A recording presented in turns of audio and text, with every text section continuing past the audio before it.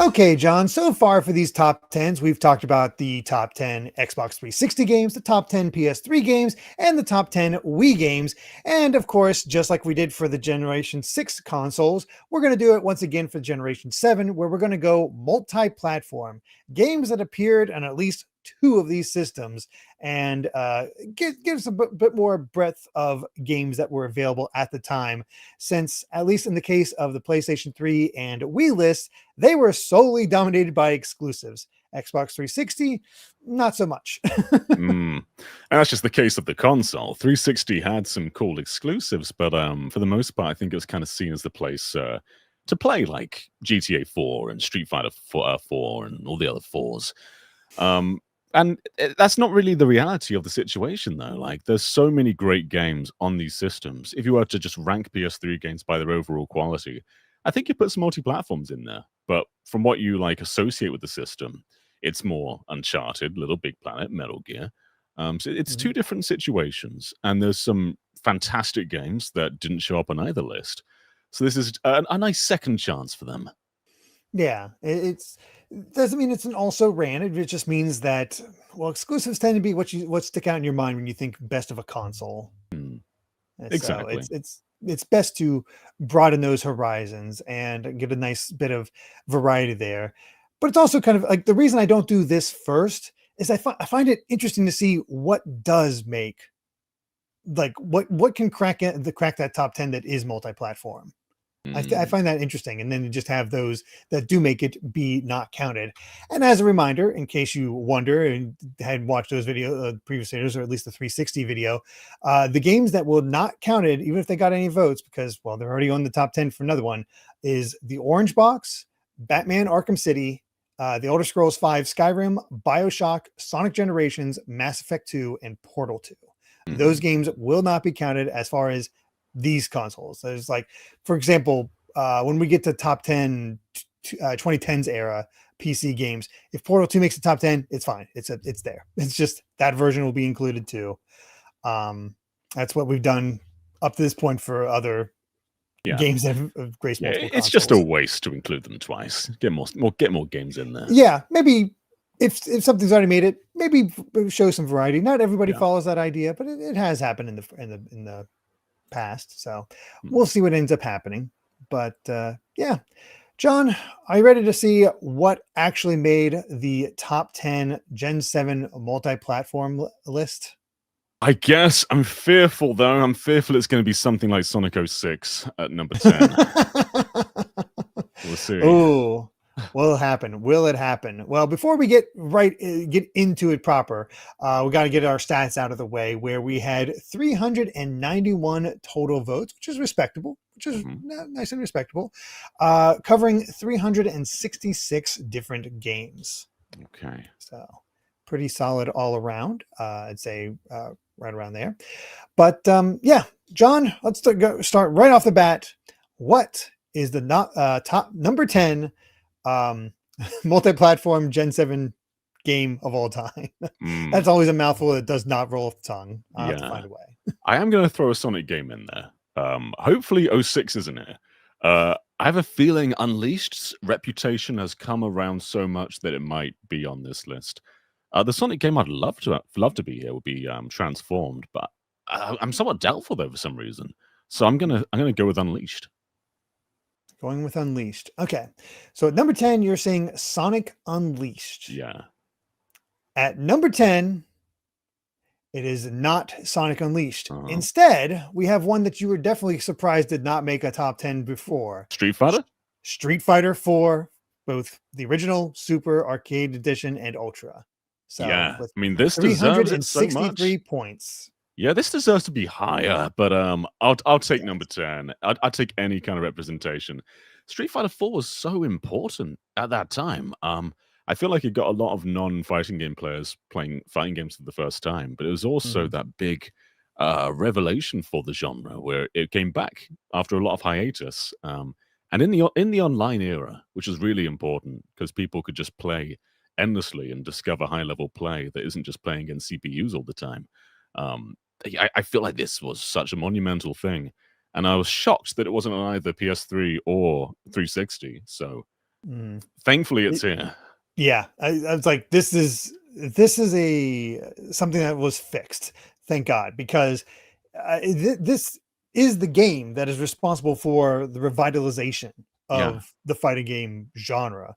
There were still hits previously. They never truly left. Tekken I never mean, really went away. Like Tekken was always just nabbing at the corner, but and this was yeah, already the like Soul Calibur was huge. There were still big hits, but 2D games I think yeah, definitely struggled a bit more, at least in the States. And this sort of brought it back and really showed that, hey, decent online can really bring you back. And it's fascinating seeing the people who grew up in this era now being so dominant and being, like they're what it's all about. And the game itself is just fun.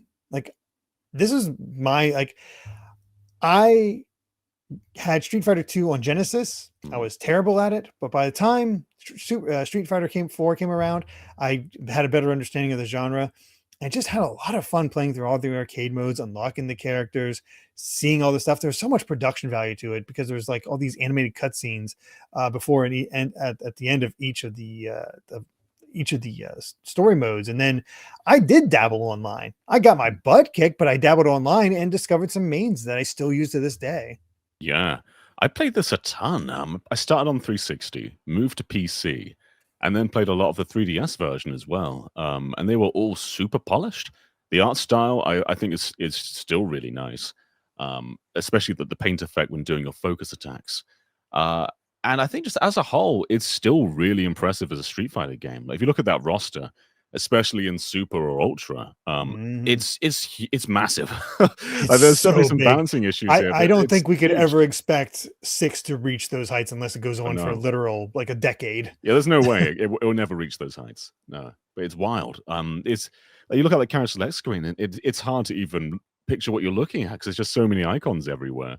Uh, and it's yeah, it's still it makes it really really worthwhile as a Street Fighter game even after 5 and 6. That it's worth going back to it for the sheer volume. And it's just still super polished. Yeah, it's a lot of fun, and, you get into the nitty-gritty of it of the hardcore players, but, there's issues and whatnot, but I think at its core, as just a fighting game that anybody can pick up and play, it's still a ton of fun, has so many characters you can choose from. Who did you main? Who I forget who your main I'm is, always a John. Ryu man. I'm Oh, a really? basic boy. I always just gravitate to Ryu. I swap between 3 in this game. I loved Juri's introduction, so I Mm. wanted to learn Juri. I'm not super great at it, but her basic stuff I do enjoy. But I also really, really love Cammy and Ibuki. Oh yeah. Um, Cammy appears way more often. Ibuki not so much, and I didn't enjoy her as much in Street Fighter 5, but I'm hoping for her to return in 6 Mm. because I will always enjoy Ibuki from this game. Yeah, But 100%. but Man, yeah, yeah, what a that's great game. yeah, great to see it here. And I won't say what the number 11 game is, but believe it or not, it barely made it on here. There was a 1 point difference between Street Fighter and this other game that made it Whoa. to number 11. Okay. So just to have an little intrigue there. It's actually some pretty close numbers because, yeah, let's move on to our number 9, where it only beat out Street Fighter 4 by 15 points. That's so close. All right. So we've had Skyrim already. Has Oblivion shown up anywhere? I think it did, right? Did it No? show up in PC? I'm trying to remember now. There's been so many of these that I'm struggling.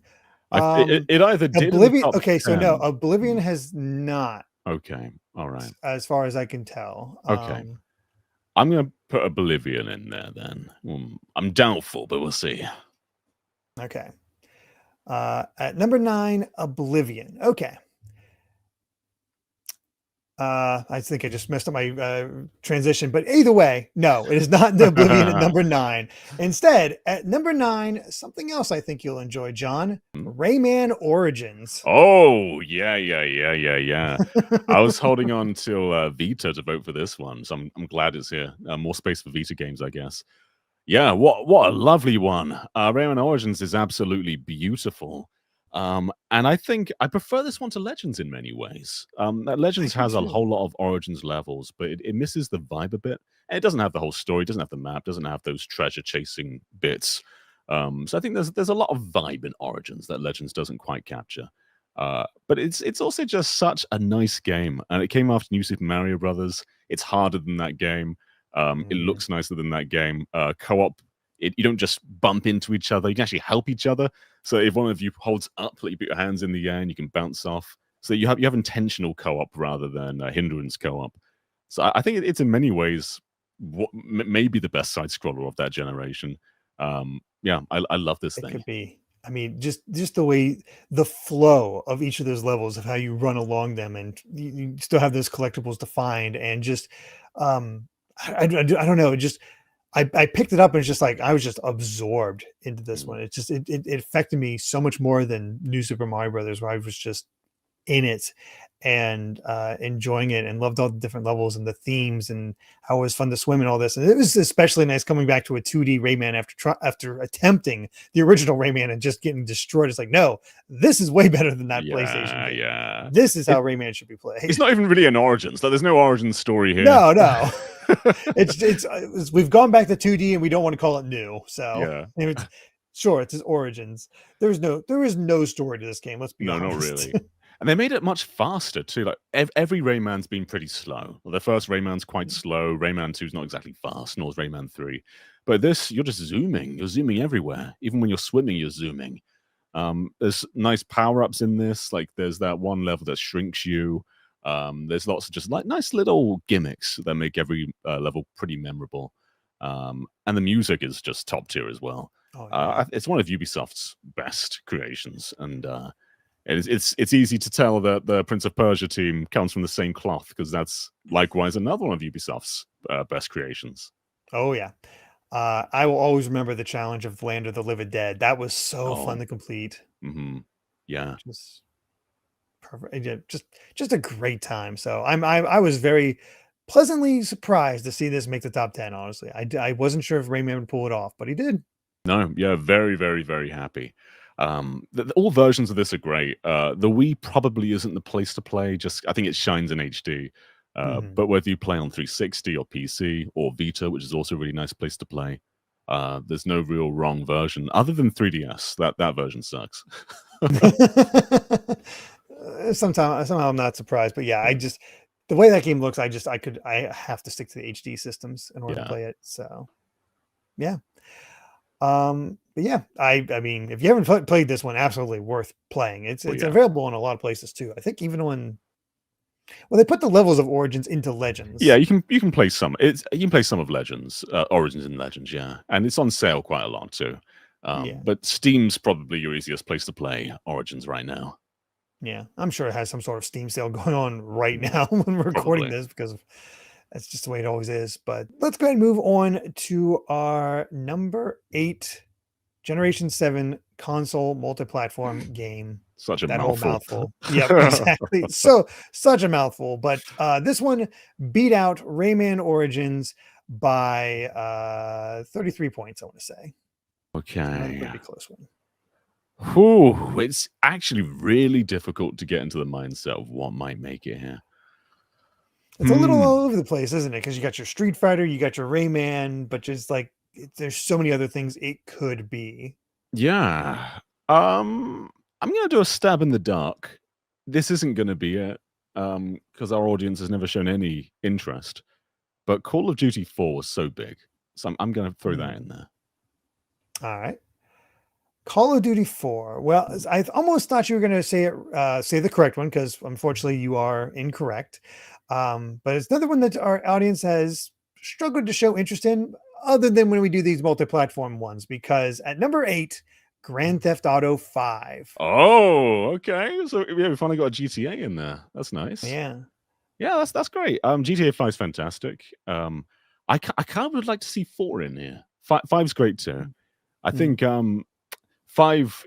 It's so easy to have played 5 because it's been on The every funny thing is platform that for like a I decade. haven't because by the time 5 came around, I attempted so many times before. I'm just like, I'm not trying again. Mm, Can't do it. yeah, but yeah, five is it's the game that so many people just play. Like, when you pick up a PS5 or a PS4, a lot of people pick up GTA, FIFA, whatever else, Call of Duty. It's just one of those games. But 5 is so ambitious, though. This huge world, 3 characters. It did a lot to make to modernize GTA, and then online just sort of keeps it going forever. But hey, I say my personal favorite one from this era is 4, and Red Dead's also great. Well, maybe Red Dead would be here, but 5's fantastic. Yeah. Yeah, I mean, you can't deny its ambition. It is massive. I've watched friends play it, Hmm. and they have a great time. And there's some cool missions on there. Very Like cool. there's some really neat stuff in the game itself. I don't know much about the plot other than the one guy's sort of insane. That Yeah, Trevor. Yeah. Trevor, yeah. I And I just know, came off playing the trilogy on Switch, so the PS2 trilogy. And in GTA 3 specifically, it's very basic. It's like just go here, kill this guy, blow up this car. 5 has a lot of story in its missions. Like it's not as basic as that. It just sort of keeps evolving, feels less linear and more like a structured game within an open world, and which is quite hard to achieve on that scale. But Rockstar have the resources to pull that off. yeah, and that online mode is sort of the reason why it took so long for us to get 6. Yeah. I mean, that is the reason it But it cursed made it them for all like the a money. decade. Yeah. Yeah. It's amazing how they cranked out 3 on PS2, 2 on this generation, and then we skipped an entire generation. Yeah, man, yeah. And like 4 had 2 bits of DLC as well. We had Chinatown Wars, we had the Liberty City stories, Vice City stories. Um, 5 didn't really get like DLC. You got like extra online stuff, but never that like the extra story DLC that 4 had. So if you're like a single player fan, it was an extremely long decade plus with 5. Also, I should I need to correct the chat in there. They're talking about how this is the first time GTA made it on the list. That is incorrect. Thanks to the 6th gen multi-platform, San Andreas Oh, that's did right. make it. So Yeah. this is our second GTA game to make the list. Yeah. Just want to make sure I got that clarified that people aren't confused. But yeah. Grand Theft Auto 5, our number 8 Gen 7 multi-platform game of all time. Let's move on to what number 7 is, beating out GTA 5 by 51 points. I'm going to go very similar and say Red Dead Redemption. Okay. Keeping with the Rockstar train, are we? Yeah. All right. At number 7, Ultimate Marvel vs. Capcom 3. Okay. All right, I'm not surprised that it's here. When you said earlier about number 11 being so close, I thought maybe that'd be Marvel. But I think as time has gone on, Marvel vs. Capcom is probably more beloved than Street Fighter 4. I hold a lot more memories of Street Fighter 4 than I do Marvel. But this is still like the go-to game in that series. It's huge. It's so well made. It's beautiful. So many great interactions, and it's just people. You go on Twitch. There's someone playing this no matter what hour of the day it is. It felt like a real modernization of MVC2 because I tried MVC2 back when I really didn't understand the genre and kind of bounced off of it, but MVC3 just added so much more. Like it felt modern, the fact that the characters they chose and how they sort of adapted it, but also kept some classic ones. It just felt like of that era and just firing on all cylinders. The only thing that made me upset is I got the base version and then Ultimate got announced, 6 months later? I thought I had a bit more time.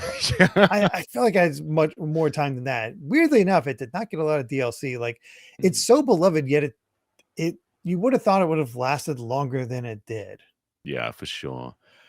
This is an interesting comment. Press Plays Jason says this is the game that got me into Marvel as a whole.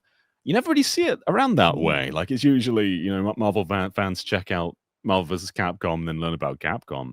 But I guess it does work the other way around. That's really interesting. Yeah, I guess that is the advantage of it. Just you love these Capcom characters to see him get in there, and you got some fun picks in here. The fact that Beautiful Joe and Amaterasu made it into this, that's cool. Phoenix Wright. Phoenix Wright. It felt probably its most Smash-like with the way they did these character choices. The Marvel side was fine. I mean, Deadpool was huge at the time, so Deadpool being in there was just made sense. Yeah. Um, It's another kind of Street Fighter 4 to Street Fighter 5 situation though, where the character roster it's drastically smaller than 2. Marvel vs. Capcom 2 had a huge ass roster. But Marvel vs. Capcom 2 was also very resourceful, where it could just take sprites from the last decade of fighting games. yeah. Whereas this is all Still done using that from Morrigan scratch. sprite. Yeah, Morrigan's never going to get a new sprite. But yeah, this is all done from scratch. So I think it's easier to kind of forgive that because everything's in 3D for the first time, for Marvel vs. Capcom at least.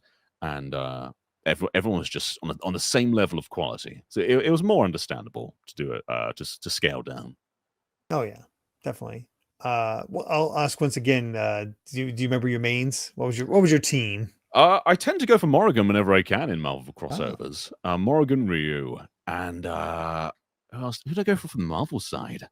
I juggle Spider-Man and Wolverine quite hmm. a bit. Oh, okay. Hmm. I went Felicia X23 and Deadpool. Okay, yeah, So just rushed down all the way when it came to most of my characters. yeah. But just just fun stuff, just great presentation. Uh Still beloved to this day, Hmm. for sure. So great stuff. Oh yeah, of course everybody played the one that apparently it was Virgil that was the and Zero. Virgil and Zero were the game breaking ones that you wanted to win, you played them. It seems like, but just cool, just cool to Yeah. see. So yeah, that is our number 7 seventh generation multi-platform game. Uh but let's go ahead and get to number 6, which beat this out by I believe 32 points. All right. Huh. I will go with. We had Fallout 3 already, didn't we? Oh gosh, I it's feel like we had that on the piece on the It might have been after the top 10. I'll put it in there anyway. Fallout 3.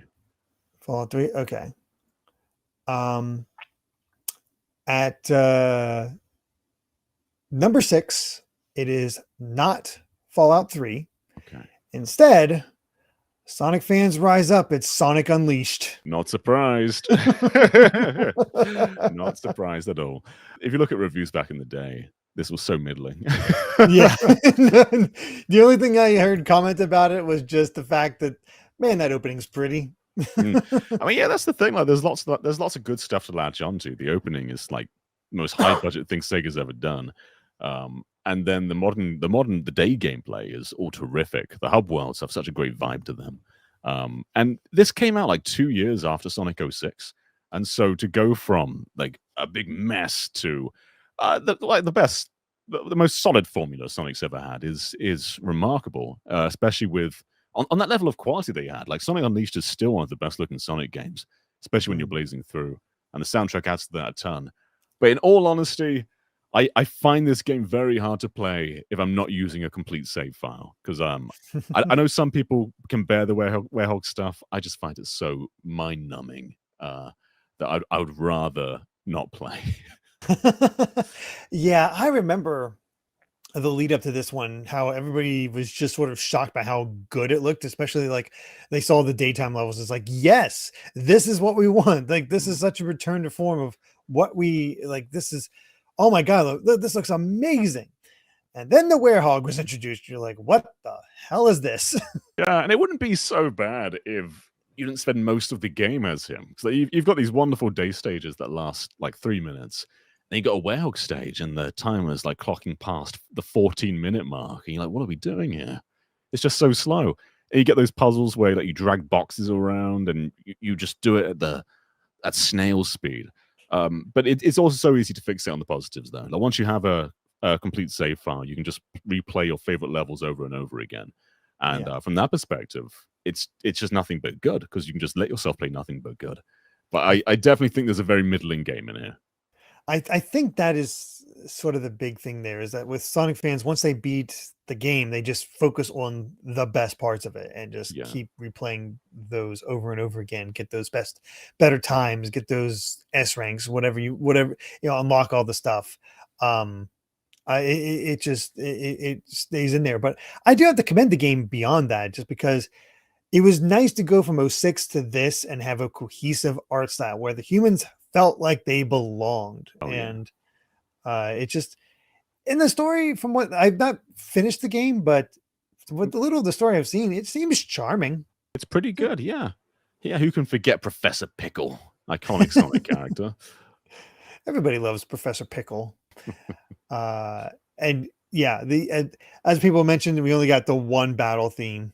That's very common talking point. Yeah, In and the audience right the now. Werehog levels have quite nice music, but you never hear them. It's just those trumpets all the time. Yeah. Which it's also been mentioned that there's some suspicion that the new PC version that fans created has given the game new life, because hey, you can turn off that music, you Yeah. can have it run way better, you can fix a lot of the issues, and now all of a sudden you have like the best version. Does that go back and make the old versions better now that you can experience the best version? I don't know. I don't know how people There's judge this. also like a lot of mods in that version, because people are mentioning the medals, because you couldn't go to the next level unless you had a certain amount of day/night level medals, meaning you've got to play both the day and the Werehog stages multiple times to find them. But you can quite easily disable that stuff in the PC version. So maybe that had some involvement. But I think even before that PC recompilation, people were still very positive about Unleashed. So this isn't a new thing. It's like the last couple of years that people have really come around on this game. Mhm.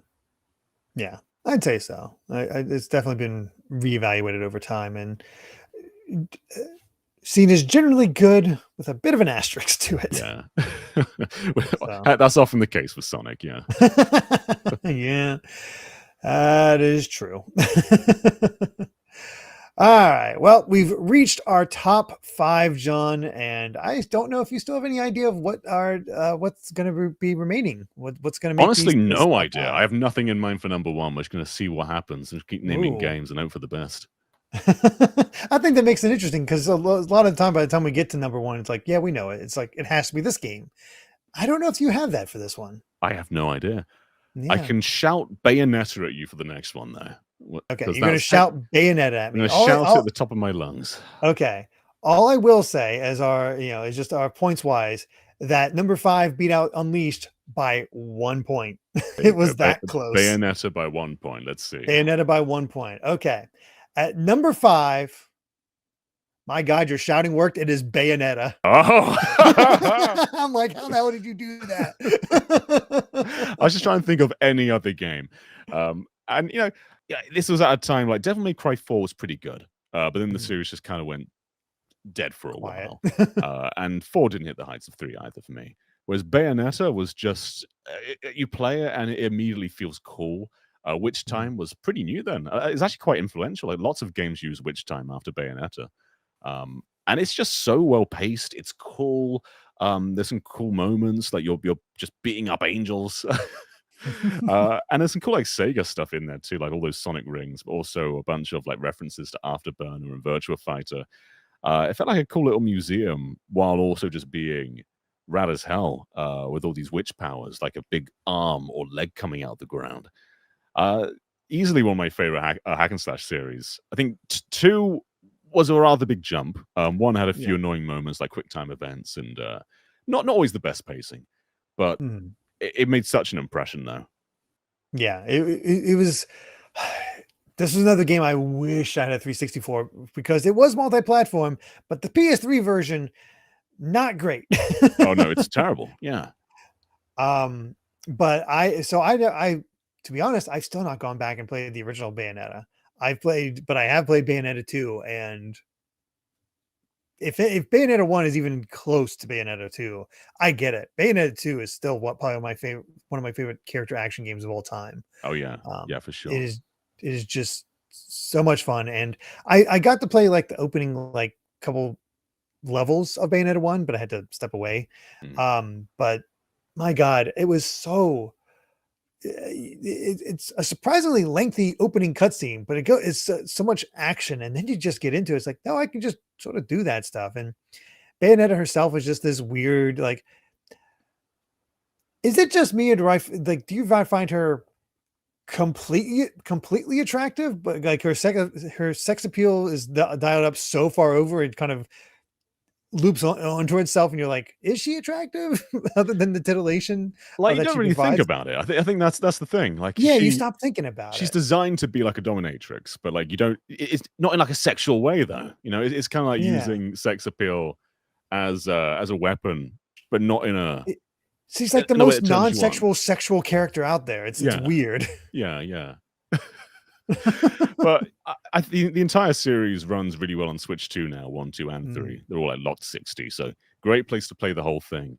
And yeah, I think one is really important. There's lots of great game design in there, like practicing your combos on the loading screen, which isn't really a thing on the Switch now because it just blasts through that load screen. But it was cool to learn different moves while waiting for the game to load. Like that just felt really innovative. Yeah, smart. And couldn't tell you thing one about its story, but I think that's like the least concerning things about the Bayonetta is like Yeah, I mean, its both stories 1 and never 2 matter. have like there's some cool cutscenes, but a lot of them are like static, just still pictures. And there's a good story in there. There's some good one-liners too, but I wouldn't go to Bayonetta for the story. No, that's not what you do. Yeah.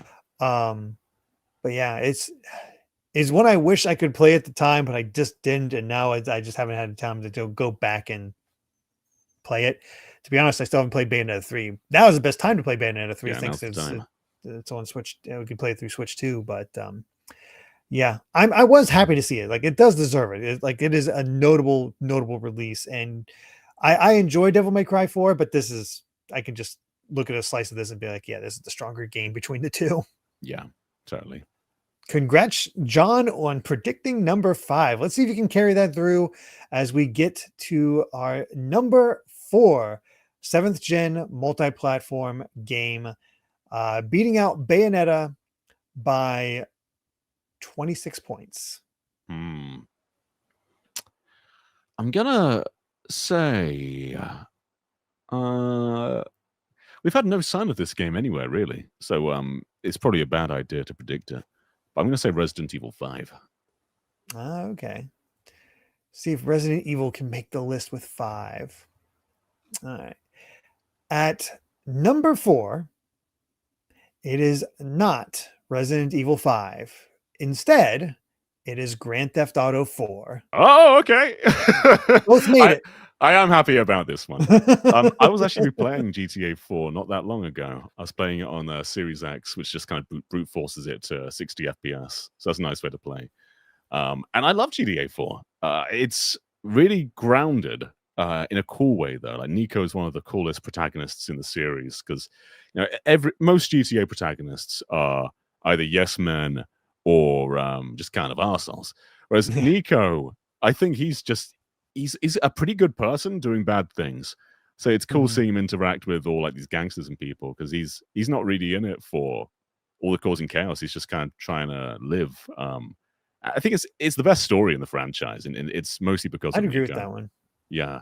I remember really enjoying Nico. I'd say the only other protagonist I can think of that's kind of likable is CJ from San Andreas. Yeah, CJ's great too. But yeah, it's 4 is one of those things that one of those games that got a bit of a bad rep at first, because a lot of people were thrown off by the new physics engine. I remember my friends who are way more into Grand Theft Auto than me having a hard time getting used to the bikes and the car controls, and so forth. And they let me borrow it a little bit, and boy, can I tell you how quickly I got tired of our cousin. Roman. He just wants to go bowling.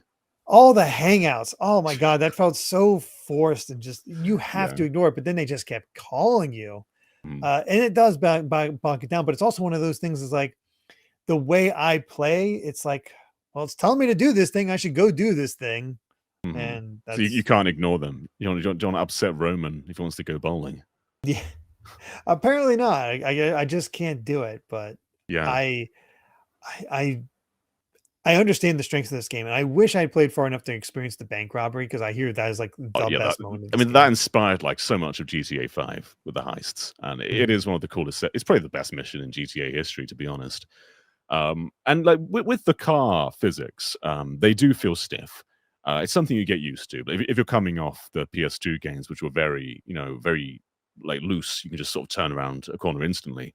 4, you've got to like brake a lot more, use the handbrake. But I think the physics of the game are kind of what makes it so cool, though, because the car physics are pretty heavy and slow. But it's all the other interactions you can get. Like you can like as NPCs walking around the city with like coffee or a newspaper or whatever. If you bump into them, they'll just drop whatever they have. It'll collapse on the floor. There's bricks you can pick up and throw at people, and the momentum like carries into that.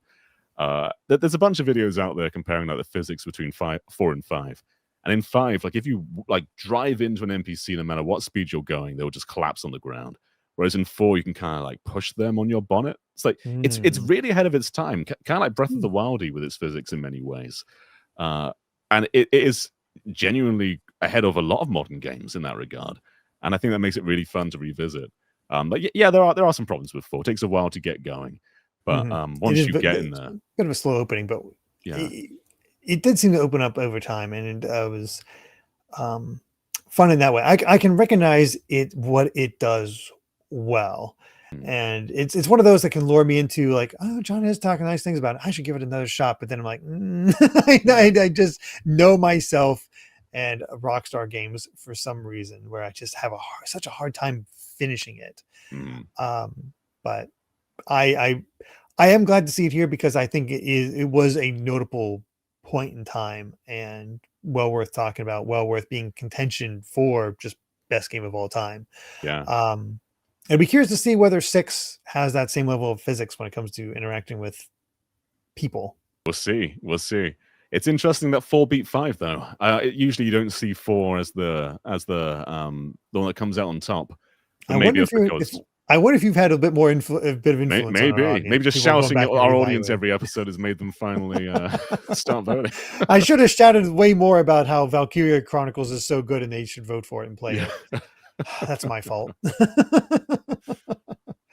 But yeah, Grand Theft Auto 4 at number 4. But time for a bit more of a jump with a number 3 having 98 points over GTA 4. So definitely our biggest jump from game to game. I only have one definite game that I think might be number 1 I'm holding on to, but I'm not going to say it now. Okay. I'll say Guitar Hero 3. Oh, good. I mean, Guitar Hero was huge at the time, so it's a pretty solid guess. However, it is not Guitar Hero 3. Instead, Rockstar knocks it out once again with Red Dead Redemption, and this one I wholeheartedly agree with. This is the only Rockstar game I ever finished. I love this game. Yeah, Red Dead is phenomenal. Yeah. I never played Red Dead Revolver. I'm always interested in that one. I don't think a lot of people did. No, but Red Dead Redemption is just so cool.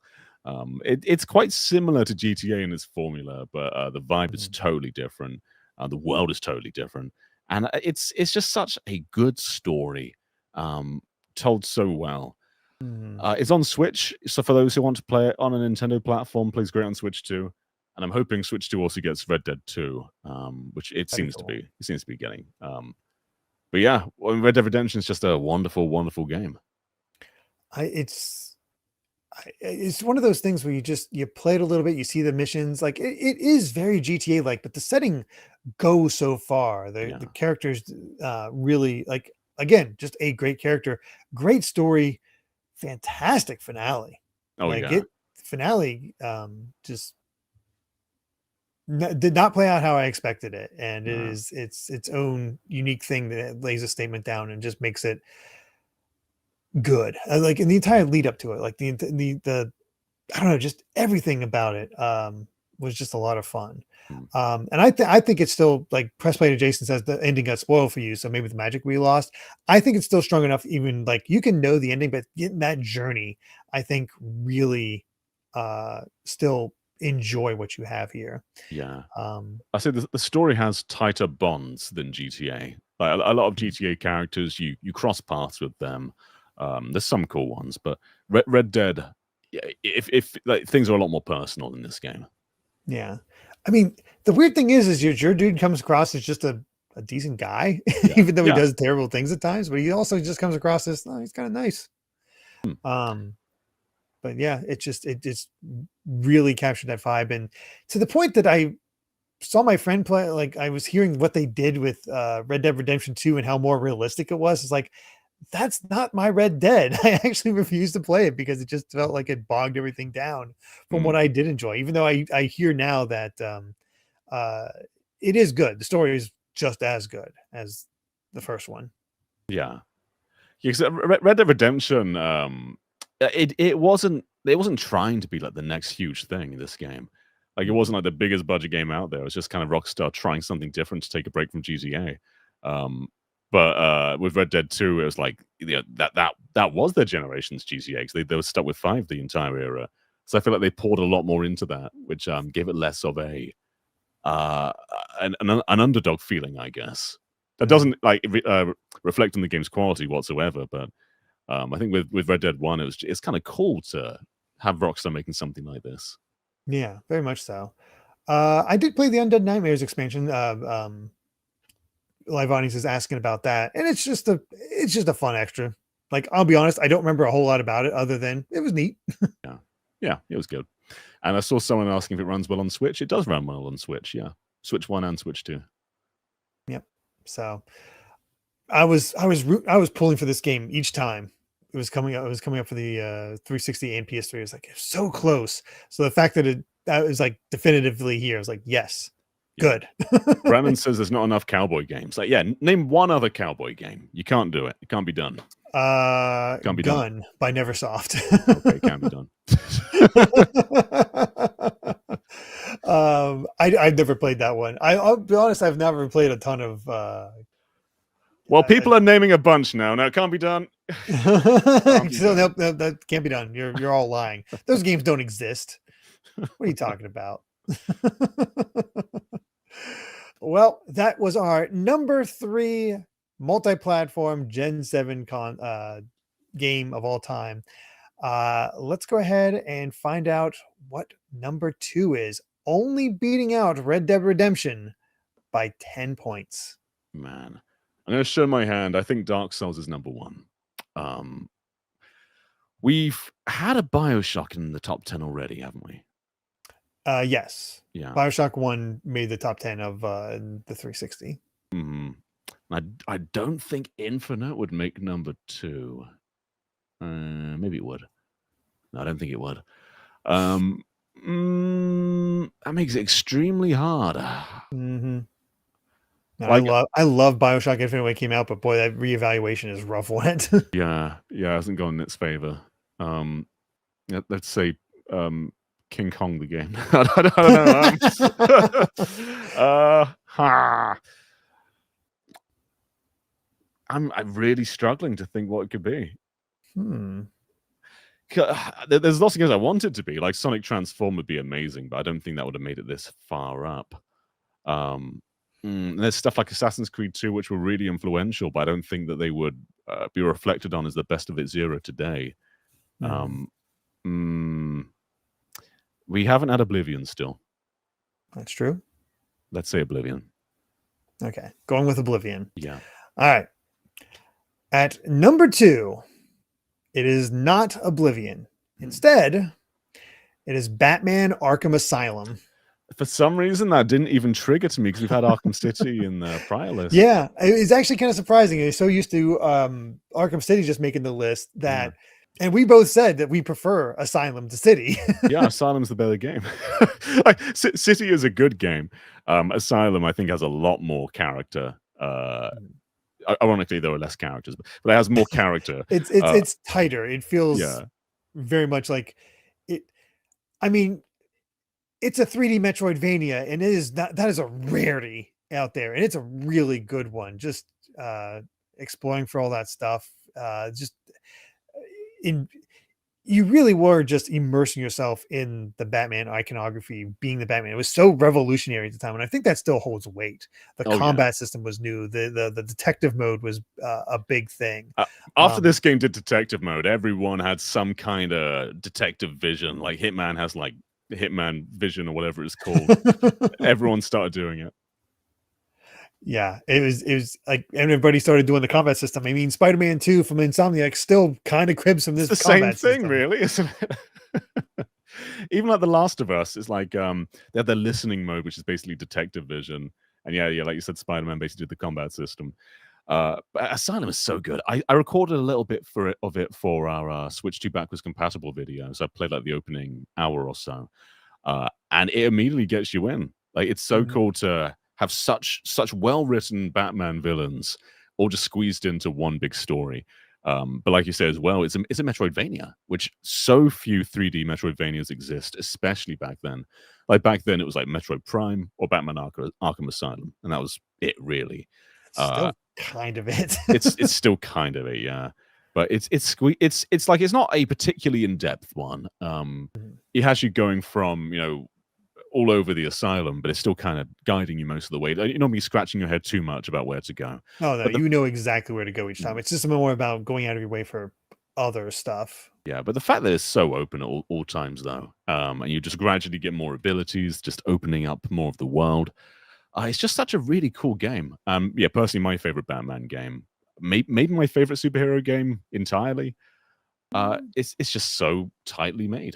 Yeah, I'd say the only weakness it has, and it's something that's been leveled at it for ever since it came out. The boss fights in Arkham City are way better than Arkham Asylum. That is true. Yeah.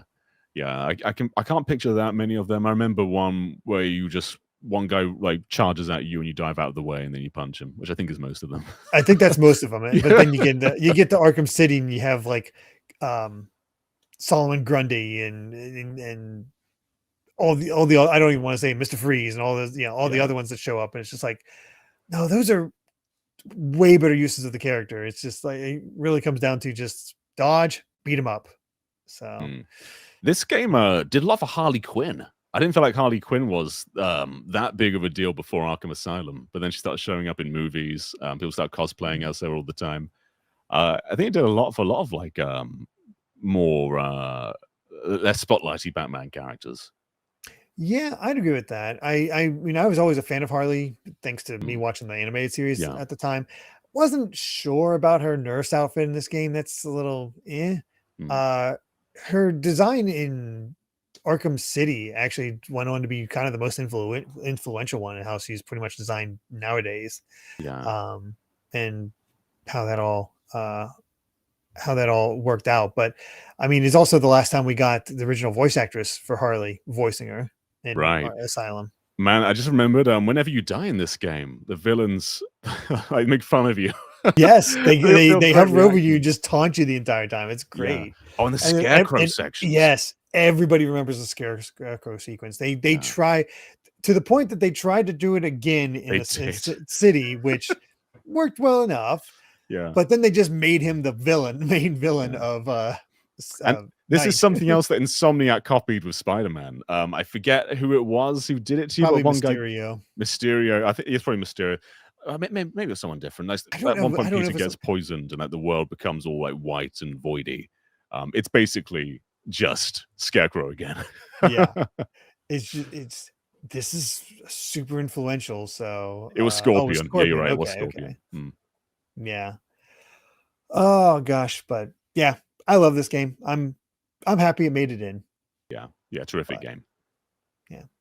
All right, we've reached it.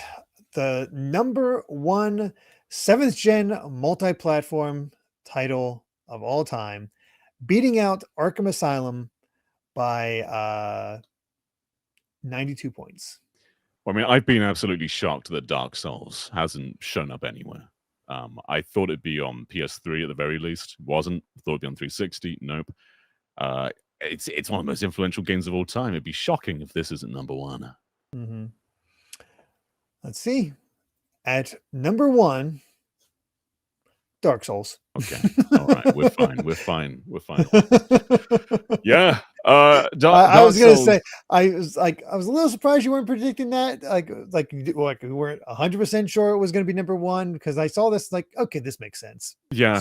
I had nothing in mind in like the second half of this list, and then it clicked that Dark Souls is gonna be it. But this is still my favorite in the trilogy. I think other Souls games like Bloodborne and Elden Ring have probably eclipsed it, but Dark Souls is still so replayable. I come back to this one quite frequently, and I think what makes it so special, like Demon Souls already did the formula, of getting through hard stages, leveling up, being a boss. Dark Souls just ties it all together in one big woven world. And I think the coolest part of Dark Souls is there are areas that you never have to go to. So you can just forge your path through the linear area if you want to and beat the game. But it never tells you what is optional and what is not. So you can just stumble onto some area that you think is the mandatory path. And it turns out it's just some side boss. But it's not a waste of time, though, because doing that's is going to level you up. You're going to discover new areas of the game. You're going to get better weapons. So everything kind of works towards a better whole. But it's just that every piece of content is equal in quality, even though they're not all mandatory. And it's up to you to like just discover what is and what isn't. And then there's the whole like interwoven aspect of players that you see other players playing alongside you, leaving notes. It makes this very tough and isolating game feel very tightly knit. And if it's too tough for you, you just call someone else to help you. Like just say, "Hey, help me beat this guy up," and then some random person's gonna do it for you. So you can be bad at the game. You're still gonna finish it if you use the tools they give you. Yeah, it's entirely possible. Or you can just go grind. Yeah, like persevere.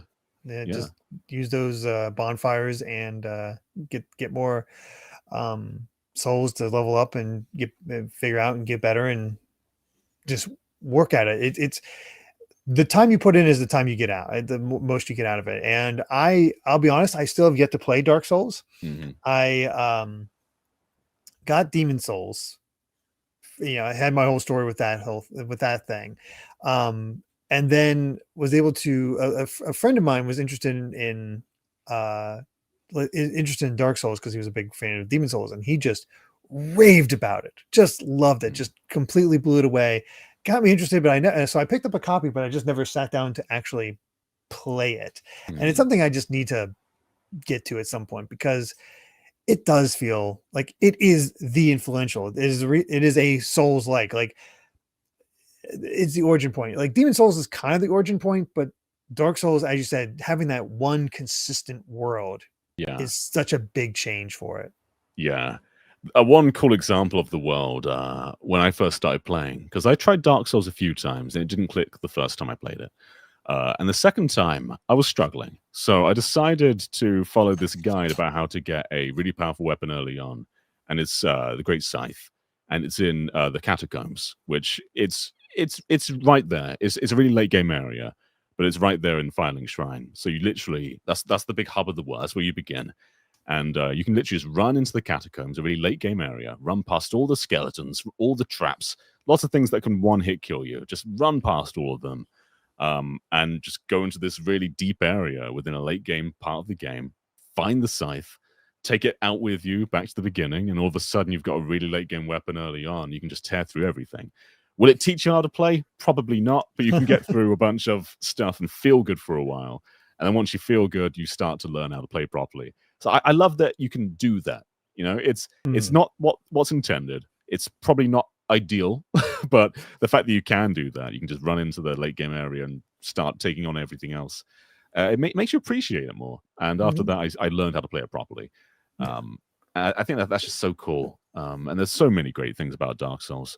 The Switch version is great as well for those playing on Nintendo. I don't know how often that goes on sale because it's Nintendo published, but it is very good though. Yeah, it's funny. I would have expected Dark Souls 2 and 3 to get the same treatment, but no, it's always been Dark Souls 1. I don't know if that'll ever come to the others or ever come to Dark Souls 2 got like remastered on PS4 and Xbox One. Never Switch though, you're right. 2's always been a little bit of a weird stepchild one. It's good, but it's not quite the same caliber. And 3, I think, is also really good, but it's also a little bit of like diminishing returns because one made such a big impact. 3 did it again, absolutely, but you can never quite recapture that. I think that's why they keep moving on with like new takes on the series, like Bloodborne and Elden Ring. It's better to try something new than to just keep doing the same thing for over and over again. Yeah, they definitely seem to understand that quite a bit, and uh, you, you get different flavors each time because even Sekiro is so different from Yeah. everything else. So, and now they're trying these multiple platform things where Night Rain is, people are really enjoying that. So it leaves a lot of hope for what is it, Dusk Bloods Yeah, there's for another one, Switch 2. Dustbloods next year. Brandon says, does Dark Souls run well on Switch 2? Yep. It ran basically locked on Switch 1 anyway, so nothing too interesting, but it does run well on Switch 2, yeah.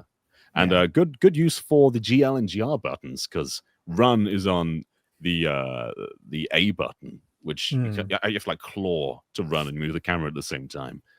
That's one weird thing about the Switch version, actually. It's one of the few games I've ever played where they use B as accept and A for cancel on Nintendo.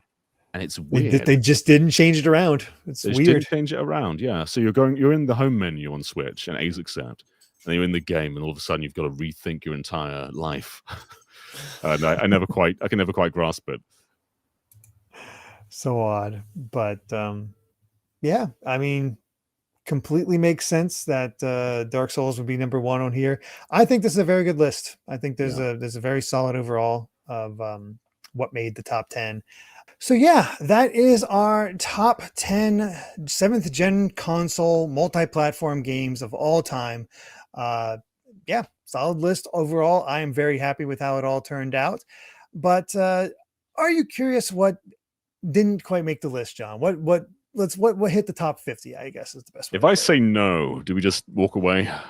Or are you going to tell me Yeah, anyway? I'm gonna leave. Okay. I was like, all Tell right, he me. doesn't. Tell me. If I'm John doesn't curious about care, I number don't. I was 11. like, You whatever. teased number 11 earlier. I did tease number 11. The number 11 was the game that missed out on the top 10 by 1 point. Any guess what game that might have been that missed out on the top 10? By 1 point. I thought it might be Marvel earlier because it was just following Street Fighter, but I'm not sure. Metal Gear Rising, maybe? Metal Gear Rising. Nope, not Oh. Metal Gear Rising. Number 11 ended up being Assassin's Creed 2. Oh, I was just saying to live audience about Assassin's Creed 2 because it was really influential. But Mhm. as time's gone on, I don't know if people say like that's my favorite game anymore.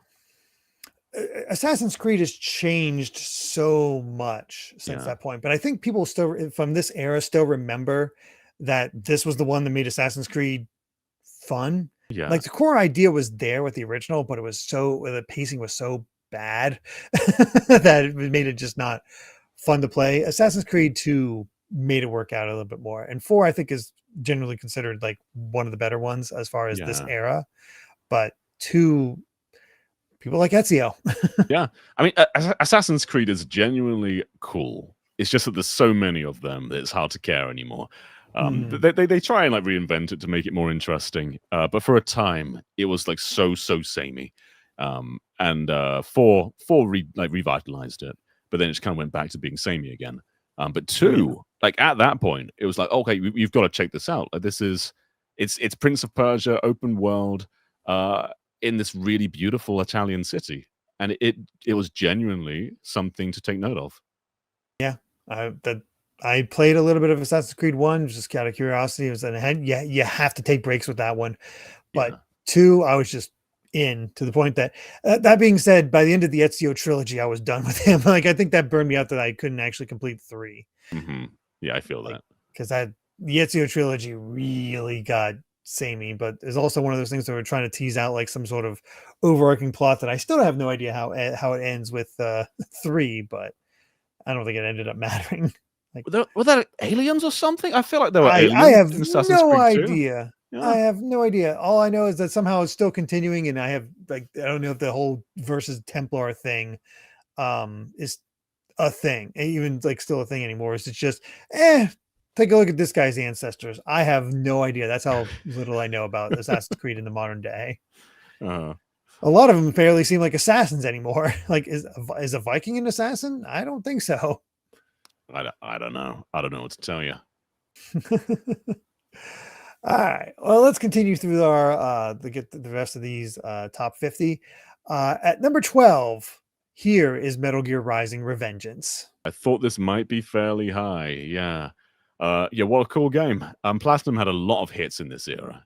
You know, Mhm. whether it's Bayonetta or Metal Gear or what's the one that begins with V? The cool one. Oh, Vanquish. Vanquish. Yeah, I'm not surprised at all that Rising's here. Yeah, almost cracked it, but not quite. About 40 points off. So almost. At number 13, here is Fallout New Vegas. Cool. Very cool. Another one that got pretty close. Like the ones you were voting were close, but they're just not quite. Not quite off. there. Not quite actually able to be in there. Because same goes for number 14, Sonic and All Stars Racing Transformed. Man, I wish this was. wish. It stands a chance on Wii U still. Maybe that's true. This might be that might be its best chance. Yeah. But I also wonder if people might just end up voting Mario Kart 8, which is probably. a bit of a chance, but this game on PC specifically got weird. Like you got Team Fortress in there. You've got Total War characters in there. I mean, all versions had Wreck-It Ralph, which was odd. And Danica Patrick. Yeah. But comparing it to the first game, so many distinct levels based on a variety of different Sega properties, whereas the first one was largely just Sonic. And the transformation mechanic, still one of the best implementations in a kart racer. And then some of the best like tracks, like Skies of Arcadia is so cool. I can't think of very many kart races that come remotely close to Transform's design. No, I can't either. Afterburners is a level that sticks out for me. Panzer Dragoons, another great one. Yeah. And honestly, the arcade mode, the single player mode and Transformed, how it actively made me better at the game was fantastic. Yes. I wish Mario Kart had something more like that. Like I know people like their adventure modes, but Racing Transformed actually made me better. So when I went online, I actually was like kicking ass. I was like, that's rare for me in these kart racing games. Yeah. So still my favorite kart racer of all time, honestly. Yeah. At this point. Let's bring it back on the Wii U list. Make it higher. It's not where I played it, but let's do it. Especially because it came out at $40. That was such a steal. Yeah. At the time. For sure. At number 15, Call of Duty 4 Modern Warfare. Not surprised. This is similar to Assassin's Creed. Call of Duty is good. It's just there's so many of them that I think, especially in our sort of followings, they bleed together a bit, and it's hard to praise them. But Call of Duty 4 was great, and it was a big deal. Massively influential. This is the reason why Call of Duty is a yearly series. Yes. Yeah. I mean, the Call of Duties before this one, they were noteworthy. But this was like Halo level. Everyone was playing Call of Duty, and 4 to this day is still a highly revered one. And it was so cool to go back from usually Medal of Honor, Call of Duty was always World War II, World War One. This just made it modern, which allowed for some cool tech in there. Like you get cool iron sights, and it just felt different. It felt cool. You had night vision and things. It's just very easy to stand out, and the gameplay loop was highly addicting. It kind of got away from the typical Halo dominated style of multiplayer. Because everything was a Halo killer prior to this. Yeah. And then it kind of became like Call of Duty killer. Which never really happened, let's be honest. At number 16, The Elder Scrolls 4 Oblivion. So there it is. Lots of them that just didn't quite make it. Number 17, Lego Star Wars: The Complete Saga. I'm not surprised. I've seen live audience cheering for Lego. I'm not surprised. This was the start of technically the original Lego Star Wars was the start of the whole Lego franchise, but Complete Saga is just the best value. Yeah, totally. Yeah, there were Lego games every year too. They were all huge. But Lego Star Wars always seems to be the big one. For sure. Number 18, Mirror's Edge. Oh man, wish this was higher. Yeah, we've talked about this one before, and it's still good. I mean, it's fun, but just didn't. A sequel soon after, I think, would have really let it shine. But it's EA, and the fact that we got an original game at all out of EA at this time was a miracle. So, but speaking of original games from EA, number 20. Actually, excuse me, I skipped one. Burnout Paradise. No. I actually skipped from 18 to 20 because I had a good segue there, but Whoops. No, 19 ended up being Dishonored. Oh, Dishonored's cool. Yeah, very cool. Yeah. I've not played a lot of it, but I remember it being a big thing, but I just never really tried it out myself yet. And then my segue that was ruined. Number 20, Dead Space. Oh, Dead Space. I wasn't sure. Yeah, I wasn't sure if you meant Dead Space or Burnout Paradise. Both very cool EA games. Dead Space is so rad, though. Like the remake Yeah. that came out isn't like that far distance from the original because it was already so good. But whether you play the remake or this one, they're both terrific. I mean, it very much cribs from Resident Evil 4's homework, but it does it really well with the dismembering mechanic, Yeah. helping it stand out, and the stomp. The stomp Oh, is kind the of stomp. iconic to Yeah. Dead Space. You just gotta, ugh. And it came at the perfect time as well. Because Resident Evil 5 was great, but not scary. It wasn't really horror anymore. And Dead Space just came in, and I think it was probably the most iconic horror game of that generation, right? Probably up there. I mean, Yeah. I'd say so. I mean, the funny thing is, if you give me a proper weapon, I don't get scared in horror Sure. games too often. And that opening weapon is so good. There's literally an achievement just beat the game using only it, and it is so feasible because you just power that up, focus all your power ups into that thing. It becomes a monster. Mm, So, but still, just so fun that I platinumed it. That yeah. I do not do that. I platinumed the game. There's only a rare handful that I actually do that with. So, yeah, Dead Space, great stuff. 21. This one's actually tied at 21. Final Fantasy 13 and The Walking Dead Season 1. Never played The Walking Dead Season 1. Final Fantasy 13 is an interesting one. Yeah. Because it was so hyped, like so massively hyped. And it came out, and I think a lot of people were disappointed, but there's still such a vibe to that game. Like Yeah. the characters and world design, I think they're all cool. I've never quite shared the same passion Ash has with this one, though. I've always kind No. of found it just fine. It's a frustrating story nonetheless. Like there's ways they could have made this concept work, but there's so many. It was the height of Square Enix nouns. Sure. And I 13.2 is just better. Yeah. It's just it's sad that it doesn't get voted as highly, but I think more people have played 13, so I think that's just naturally how it goes out there. Also, Square Enix outright lying about how the battle system is going to work in the preview footage, the trailers and whatnot, whereas way more active and whatnot. But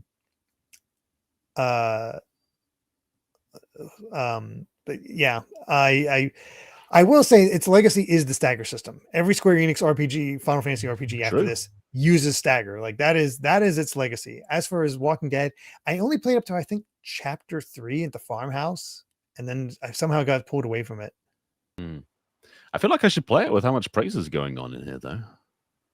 It is considered one of the best. Yeah, it was right around the just that massive Walking Dead hype cycle, and I'm almost positive it doesn't end happily because it's Walking Dead, but you know, it's something to check out. But yeah, at 23, Call of Duty Modern Warfare 2. Also big. I play a lot of this one on Steam. I think I've got like 100 hours or something. This was the last Call of Duty I really dedicated to, though.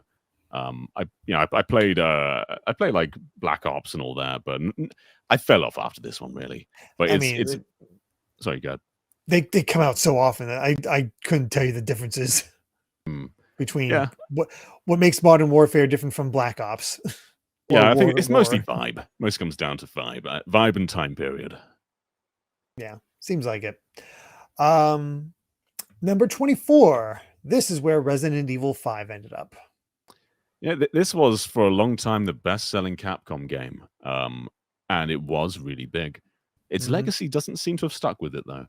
Not really, because it's been sort of overshadowed by later Resident Evil games just being generally better. Yeah, this was sort of like the once again the actionification of Resident Evil, and the co-op kind of took away from the horror. That said, I still enjoy Resident Evil 5.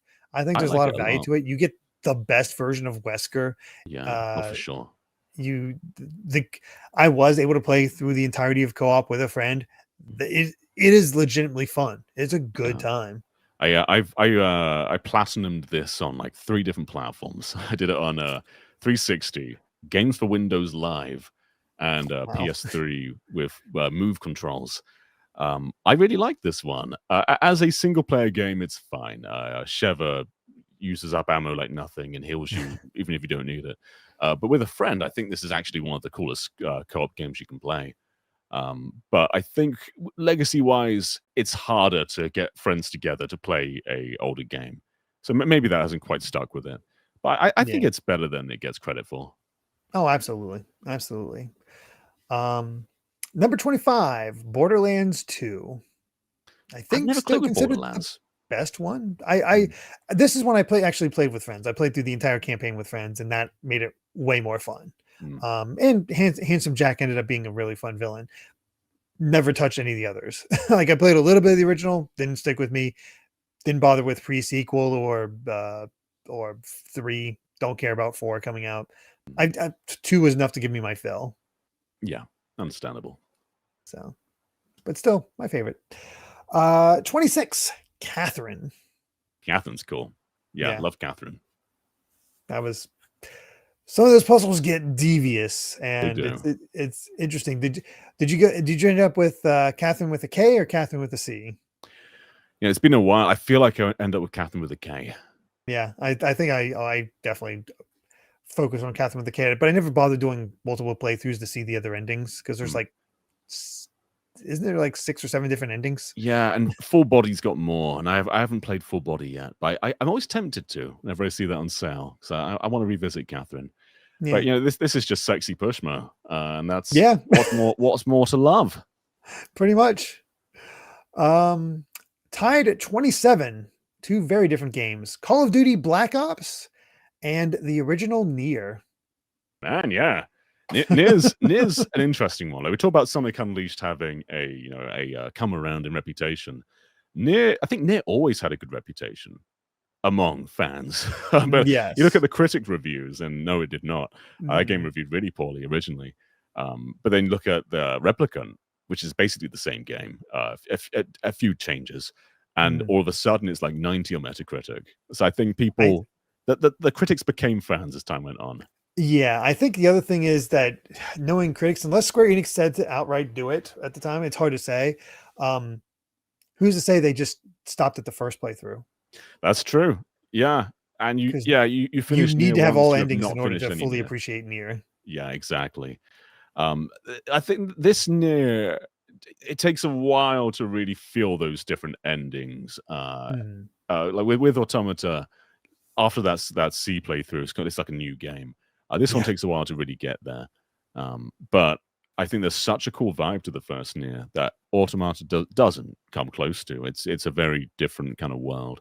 This one Mhm. feels a little bit tighter, a little bit like especially that central like village area feels way more community focused than the sequel does. Yeah, which there's no way Nier Automata could feel community focused No. with the way its story is set up, but it's one of those things where it's the combat's basic. It has some interesting boss fights here and there, but this game is carried by vibes and music. Yeah.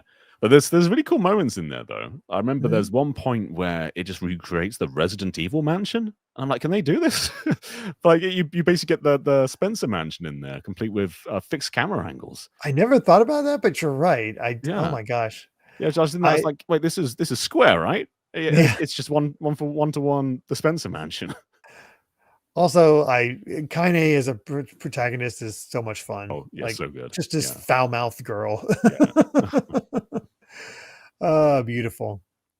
Um, Tied at 29 is Rayman Legends and the console edition of Minecraft. Cool. I mean, we've spoken to death about Origins already. Legends is great too. I think that the vibes are different, and Legends has so many cool moments, especially those musical ones. The music levels were always what stands out the most to me about Legends over Origins, but Yeah, yeah, just just good, mm, just yeah, good stuff. totally. Console editions, it was a big deal to have them on console. Like that was just this showed that this how big Minecraft was becoming. Yeah. Um, so yeah. All right, 31, Tomb Raider, Oh, the remake, our yeah. new one, and I really like this game. So do I. I Yeah. think this is a really good reinterpretation of Laura. I had a lot of fun going through all of it. Um, wish it got a little bit more love, but it's kind of overlooked because I think it had the reverse effect. It's like, oh, it's really just trying to be Uncharted now. Mm. And this is a different vibe from Uncharted because it's one big world. Yeah, it is a different vibe. It definitely was influenced by Uncharted, though. Like, prior to this Tomb Raider, all the other ones were quite heavy on platforming in a less automated way. Whereas this very much made it like Uncharted, where you can't really fail it. You're kind of magnetized to certain things. But you're right, the vibe is totally different. Like you die in this game, and Lara is just impaled. Like you see spikes go through her Oh, chest. Like it's gruesome. yeah. And I love that kind of survival thing. Like it feels like it feels like developers want to kill Lara at every turn. It gets really dark and gruesome in the way that Tomb Raider never explored before, uh, and it is really cool. After a few of these games, I did start to miss like action hero Lara, but Mhm. this first one in particular though is excellent. Yeah, I played the first two, but never. I still have yet to play. What A is it? Shadow shadow, of the Tomb mm, Raider. But I heard that yeah, was made by a different company, so it's like made me less inclined to play. mm, But either way, tied at 32, BioShock Infinite and Mortal Kombat, or very Mortal different Kombat 9. games. Yeah, very different games. Yeah, I mean, I think Bioshock Infinite is better than people give it credit for as well. I I mean, think that rightfully the first Bioshock I prefer, yeah, but Infinite, I think like, with Bioshock Two, it's very much let's do it again, let's re-explore Rapture. I love that they just made something entirely new, and it's so ambitious with big sky world, and I love latching onto those rails and just scaling around. It's just a cool game. mhm. It's I love this game. I mean, I was so enamored with it when I first played it. I still like the vibes. I understand its issues now, but it's one of those things where I latched onto it so heavily and just enjoyed what it brought to the table. I thought the combat was a lot of fun. The world was just so arresting, Mm, but I understand its issues. That yeah, being said, there's aspects I just always will like. So yeah, it's just I get it, but I enjoy it. same, So exactly the same. and Mortal Kombat, same sort of deal as Street Fighter 4, where revitalized this franchise. Yeah. A lot of like this is where the Mortal Kombat got quite crossover heavy. There's always like an expected Mm. crossover after this. Yeah, I mean, it only really had Freddy Krueger, which Mm, was it was remake Freddy, not even classic Freddy. yeah, And I think one version got Kratos, which just makes sense. yeah, But I will always remember Noob Saibot's Make a Wish fatality. And that was always like I saw that one at the time. It's like, oh my god. yeah. At 34, I'm kind of surprised by this one because you don't hear it talked about much. Spelunky HD. Oh, that is a really cool one, actually. We Yeah. haven't really had indie games yet. No, indie games have not had a chance to really shine so far. Hmm, Just here and there. We had one example last time. yeah. Um, but yeah. Um, at 35, Assassin's Creed 4 Black Flag. Hmm. I mean, we've said it's Assassin's Creed was getting stale. This just made it cool again. Yeah. You got to command your own pirate ship. That was neat. Yeah, To the point that they decided to try to make that what is it, Skull and Crossbones or whatever, and Skull and so Bones. Yeah, Skull and Bones then took forever. So that nobody cared. All right. At 36, only 1 point behind Black Flag, Tales of Vesperia. I forget that this was multi-platform. I always consider it a 360 game. Yeah, Yeah, and it came out on PS3 in Japan, but I wish it got localized. I was waiting for it to get localized, and it took into the definitive edition to get that. Yeah, a great game though. My favorite Tales. Not even really close, to be honest. I think this is above Symphonia. I love this game. Yeah, I still need to try Vesperia myself. I was so excited for it after playing Symphonia that, but I never got the chance to just play through. That being said, try out Tales of the Abyss, John.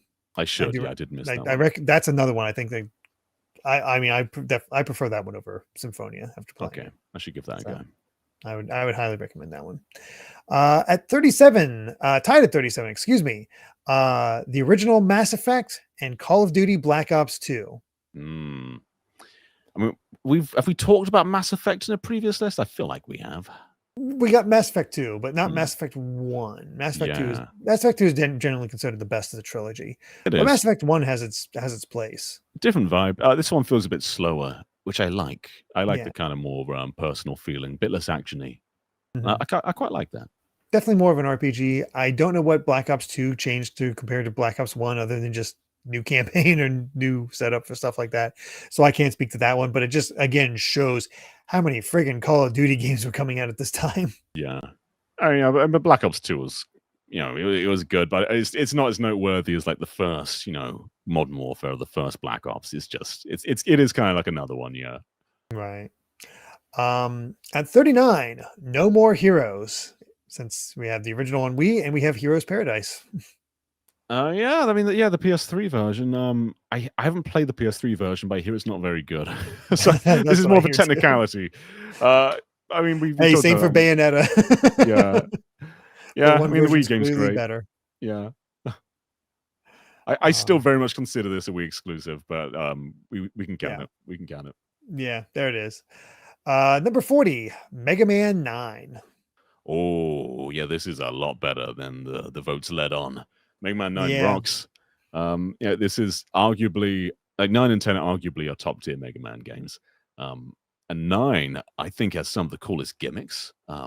Like I love, is it Gravity Man stage, which has like those portals that zoom you in and out. That's cool. Lots of great Robot Master weapons. And just so many great creative ideas. Strongest set of Robot Master weapons since 2. Probably. And it is just kind of Mega Man 2 again. But they managed to make a really ambitious game within that framework, because you lose the slide, you lose the charge power, but they still just make something really great out of that. And sometimes a lot of the physics-based platforming as well, because you had to like run back and forth on certain platforms to get them to move so you can drop down below. Yeah. So sometimes limitations just feed creativity, and I think that is absolutely the case with this one. Yeah, be nice to see it higher, but I mean, digital download, it's easy to forget. I think you think of the big AAA bigger titles, I think, when it comes down to that. Although it is interesting that Spelunky placed higher than 9, Mega Man 9. Yeah, it is. Yeah. So at 41, Fallout 3. So much lower than New Vegas. That's interesting. Yeah, I think Fallout 3's reputation has sort of fallen by the wayside over time. Maybe it's still, I think, generally considered fun, but I think New Vegas and its story ambitions make it more interesting to fans. Yeah. I mean, there's cool moments, like being able to just target any part of the body felt like a really big thing. New Vegas did that too, of course, but Fallout 3 is very memorable. Like the Nuketown felt cool. Just at the time, I think that setting hit really hard, but after New Vegas and 4, maybe that kind of wanes off a little bit. Yeah, I could see that being the case. At 42, Dragon Age Origins. I feel like we talked about this one. We talked about this one a bit before. I mean, it's basically BioWare trying to recapture. What was it? Were they the ones who did Baldur's Gate? They did Knights of the Old Republic beforehand. They did. Who was the original Baldur's Gate developer? I feel like that was. Oh God. You're blanking. I am completely blanking on that one. It's unfortunate there. No, yeah, they did the original Baldur's Gate. Okay, there you go. And 1 and 2. So this was them sort of going back to that, just as their own thing, sort of like what they did with Mass Effect in relation to Knights of the Old Republic. Yeah. So, yep. At 43, Sonic and Sega All Stars Racing. It's good.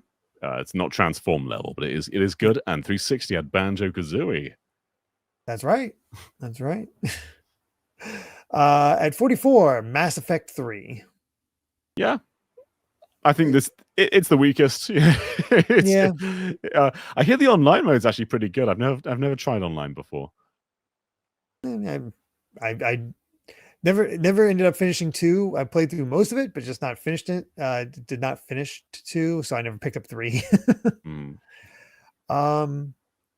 At 45, here's where Guitar Hero 3 Legends of Rock ended up. This is a lot more ambitious than that. Both this and Rock Band were like cornerstones of this kings generation. of this generation. That was like, if you went to college at this time, which I did, somebody had either Guitar Hero or Rock Band or both, and just got people together. I remember going to a friend's place and just playing Rock Band with the group of friends all the time and discovering new music. But again, it might be a thing where there's so many that got put out that it just sort of, and Guitar Hero is really fallen by the wayside. It's that's true. Gone. Like 3 and World Tour were very much like the and 3 specifically were the big ones. I mean, 3 was well talked about because it had the challenge of Through the Fire and Flames, which a lot of people had not heard about before this game. So they got to it and it's like, what the hell is this? And it's like the challenge. Yeah. It is wild that, rhythm games are always kind of niche. But Guitar Hero is like, this was as mainstream as you get. Everyone, there was always someone you knew who had a Guitar Hero or Rock Band. But it's hard to imagine like Taiko being this big in the West. But that was this. It led to a lot of people actually trying to learn guitar as well. So yeah, true. Very cool stuff. 46, Burnout Paradise. Actually, tie for 46. Excuse me, Burnout Paradise with Persona 4 Arena Ultimax. Burnout Paradise was cool. Not quite the same caliber as old Burnout games, but it was really nice just having this big, open world to explore. And there's nothing really quite like this one at that point. It's very much like Forza Horizon before Forza Horizon in some ways. Yeah, finding all the stuff was probably the most fun of it. Like, here's a wrecking area that you got to complete this mission in, and you go to this intersection of the street. Here's this race. That was unique, but it also led the annoyance of, oh, I lost this race, and I have to drive all the way back to that street in order to do it. So if you looked like you were going to lose, you had to hit retry before that, or to save yourself time. That was the most annoying thing about it. But the vibe of Burnout Paradise was a lot of fun, and it was a well-designed city, but I like the structure of 3 more. Yeah, me too. Paradise is probably my second favorite. Yeah. Persona 4 Arena is cool as well, though. Probably not like the best fighting game for this generation, but it's just a cool expansion of Persona. It is good, and it had like characters from 3 as well, if I remember. Yeah, it actually had characters from 3 return aged up, so we actually got to see where they ended up at over time. So it was cool to see the redesigns and see how they ended up at after that game was over. So there was a value in that, and Ultimax is the nice version because it basically just includes all of Arena's content as well. So this is I think they had different stories though, right? Like for an Ultimax, the sequel. Ultimax is the conclusion and the sequel, but it just also includes the entirety of the story of the first game as well. Yeah. It's one way to do it though. Yeah. And then we have another tie at 48 between South Park, The Stick of Truth, and Deus Ex Human Revolution. Man, those are so different. Yeah, they are. Human Revolution's really cool. I was saying in the PC episode last time, 2000s PC, that nothing quite came close to the original Deus Ex. I don't think this does, but it is a great modernization of it. Makes it a lot more streamlined. And it made it cool as well, like having all these cybernetic enhancements. The Wii U version of this is actually quite good, by the way. It's one of the few games that uses the gamepad. So you get like a map, you get your inventory, you get like little gadget stuff on there. It's a cool version. But yeah, cool game. Yeah. Never played that. Never played South Park or Stick of Truth, but I've seen Stick of Truth's gameplay and whatnot, and it is definitely the best South Park game. It's Paper Mario. It's Paper Mario as well. Yeah. Yeah. Just completely captures the vibe of South Park. So you gotta appreciate it from that. If you're a fan, this is straight up your alley. Yeah. And then at 50, Castle Crashers. Oh, Castle Crashers. Yeah, very Yep. cool pick. Man, yeah. The more that we read out these games, the more aware it is that we needed that indie list. Because for some reason they just don't show up there, even though a lot of them are way better than most AAA games from this era. That's fair. I mean, a lot of people talk about how there weren't a lot of indies because by this point the poll for that one has gone up and been counted, even though that's not our next one to talk about. But there's enough there. Actually, is that our next one to talk about? No, it's not yet. It's this was the time because of the XBLA and the PSN and the WiiWare that we were starting to get more indies more widely available for things. And we saw Cave Story made the top 10 of PC. So that's a big deal. Totally. Man, yeah, pretty good list. I can't think of that many games that I feel like are desperately, missing. There's always going to be some because there was such a long generation that mostly leaned on multiplats, but I'm pretty satisfied with this.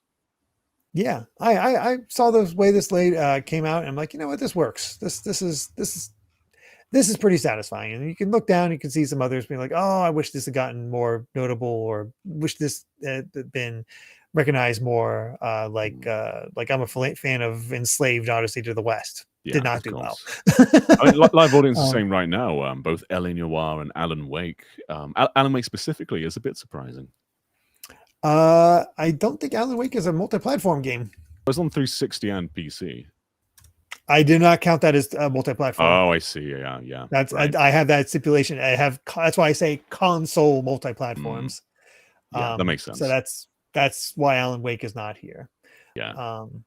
So I have, because I have to set it, because technically for a lot of these, people would like include them, but it's like the multi-platform is a console later down. Yeah. So it's like I keep it in the generation it's in. Right. And if we count 360 and PC games as multiplat, then that's like every 360 exclusive, other than Halo 3 and like Gears 2 and 3 gone. Yeah. So that's why I had to do it. That's why I chose to do it like that. And there's certainly games in here that I would love to see do a little bit better. Sleeping Dogs did okay, but definitely I like barely made the top 100, I'd say. The fact that it got less points than Sonic 06 is frustrating. Man, Sleeping Dogs is way better than that. Yeah. Because our last game, Castle Crashers, had 105 points, and Sonic 06 had 59 points, and Sleeping Dogs only had 43 points. It's like, come on. It's depressing. It is depressing. It is, but yep. As I don't mention this too often on here, but as a reminder, I do on my Bluesky post a list the day after the discussion goes up, so that you can see the entirety of the layout. Like I have it structured all the way down from the most points to the least amount of points, so you can see where the games you voted for ended up. So you want to take a look at that, you can eventually see what this is all about, see where your favorites ended up here.